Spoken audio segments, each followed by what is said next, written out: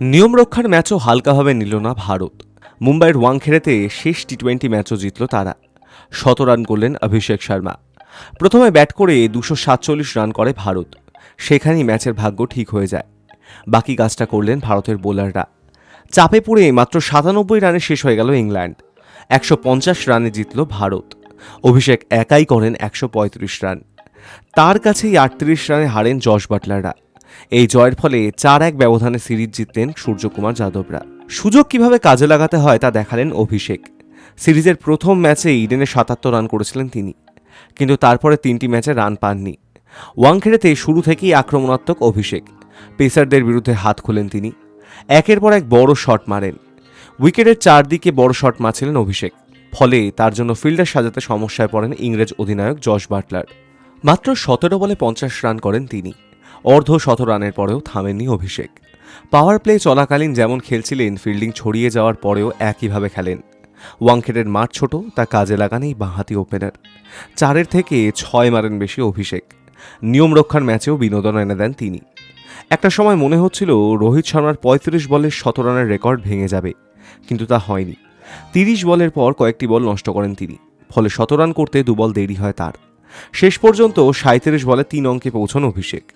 ৫৮ বলে ১৩৫ রান করে আউট হন ভারতীয় ওপেনার।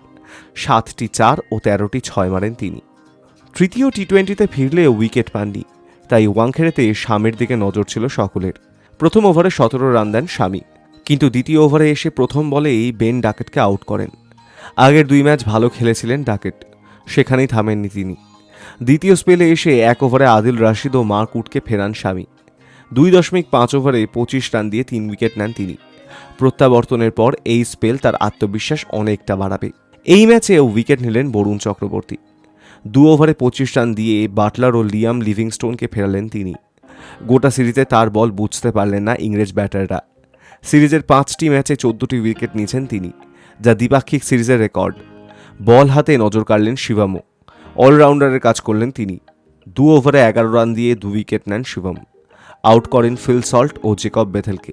২৪৮ রান তাড়া করা সহজ ছিল না, কিন্তু ইংল্যান্ডের কাছে আরও ভালো ব্যাটিং আশা করেছিলেন দর্শকরা। চাপে ভেঙে পড়ল ইংল্যান্ড। সল্ট ছাড়া কাউকে দেখেই মনে হলো না কোনো লক্ষ্য নিয়ে নেমেছেন। মাত্র ১০.৩ ওভারে ৯৭ রানে অল আউট হয়ে গেল গোটা দল।